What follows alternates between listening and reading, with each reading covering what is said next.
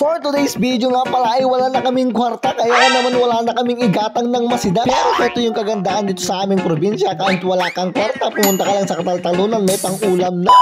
Bagong araw, bagong challenges na naman, pero kaya natin tong lampasan kahit wala na tayong kaperahan. At syempre, nandito naman ang Manong Music yung napabida-bida na problema kung ano yung masida. Ay, pero bakit kasjay na sinampian na naman ti pagkabaklan. Kinuha ko na nga pala yung fully paid ko ng botas kasi nga pupunta ako sa Kataltalunan magpidot ng bisukol. Pero bigla kong na-realize ang kinis pala ng aking hita, tapos sinipat ko pa isuna. Sinuot ko na nga yung botas ko para hindi madirtihan yung fingernails ng mga ako, at tingnan nyo naman, sinapian na naman ng pagkabakla ang Manong Music yun. Wala na, apay kasi gigikit mo. Habang nagrurubot ako dito mga beshi waknes ko, ay nakita ko yung manok ni Auntie Maria at sakto nandito rin siya sa silok ng papaya. Pero pas muna sa tinola, baka agkurad naknukan. Kaya nga, dali-dali na akong pumunta sa Kataltalunan para magpidot ng bisukol, at pagka-step ng step ko, ay may nakita akong maysa dito. 1-0 kopit ulo. Meron nga pala ako nakitang naggagangbang, mukbang nga yan, tila day bagbagam. Sana all. Ang bilis-bilis nyong magpadami kasi ganyan yung pinaggagawan nyo sa buhay eh. Wow naman! Wow! Ay hapoy eh. Wow! Makalipas nga ng 10 years, 2 days at 5 hours, heto na yung mga nakuha ko. Ang enjoy sana magpidot ng bisukol, kaso nga lang ang bigat-bigat ko.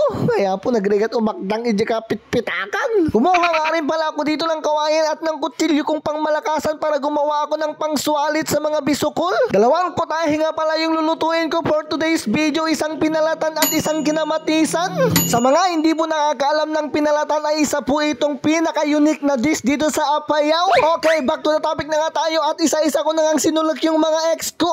Yung mga bisukol pala, tila daman nga bagbagam Diego. At insaan ko na nga para magburog para uminit na sila. Mas masarap daw kasi pag nag-iinit kayong dalawa. Uy, iba na naman yarn. Nung nagburburog-buk na nga siya, ay kiniwar-kiwar ko na muna at inadaw ko na sila. Saka ako ginamitan ng strainer para naman matanggal yung mga angdod nila. Tikab pala. Hinugasan ko nga ng mabuti, saka ko rinamas-ramas kasi nga naimimas no maram-ramas. So, istisabam til daman nga ibagbagam nga talaga. Ulit-ulitin lang natin tong ganitong proseso hanggang sa matanggal lahat ng tikab nila, hanggang sa matanggal lahat ng mga takob nila.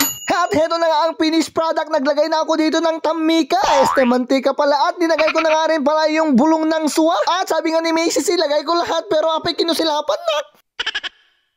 Kaya nga wala na akong pinalampas na minuto, dali-dali ko na tong tinanggal, baka malipak niya ako. Nagdagdag nga rin pala ako ng sili para magkaroon siya ng flavor na hot and spicy, so yummy just like me. Yala, garampang. Naglagay nga rin pala ako ng bawang, saka ako minekos-mekos mga insan. Naglagay nga rin pala ako ng pamintang wasak laya nga nakaluslusak yun, asin nga nagkapuji kami ging. At sa kabilang bangir ay nagpainit na nga rin pala ako ng tubig, at nung nagburburog-buk na siya ay ninagay ko na yung luya na pakaraming lasuna at kamatis, at saka meron pa pala yung baraniw. Itong luto nga pala na to mga beshi waknes ko ay sinuggest ni Tita Nora Vilma Fernandez Valderrama. Mega love shoutout sa iyo, Tita. Sabi naman ng iba, sa lamagi daw pagpaalsem, pero sorry, binagyo ni Marcel sa lamagi me. Eto kilik-kilik sa latan na alsamot niya tilad ibagbagam. At sabi naman ni Kuya Sunny Guillermo, pakbet at dabarao na yun na. Oy, sakto, pakbet na bet. Habang nagluluto nga rin pala kami mga beshi waknes ko, ay dumating na yung aming mga bisita. Tignan nyo naman, basang-basa pa sila. Baka namagada at taiso nga nabasada tudo, diba? Meron nga rin para silang baon na coke at tinapay. Sakto nga mga beshi waknes ko, nagburburok-buk na itong mga linuluto ko, kaya dali-dali ko na nga linagay yung mga kuhol. Si Mother Earth ko nga rin pala ang nagsuggest ng lutong pinalatan, at sabi nga ng iba, pulutan. Okay, sabahan na mamangin, so nga kailatan. Meron din nagsabi ng paigasagata o adobo, at heto yung matindi, bulalo. Sa dami ko na nga nasabi ay heto, nakaluto na nga pala kami. Pero bago tayo kumain mga beshi waknes ko, maraming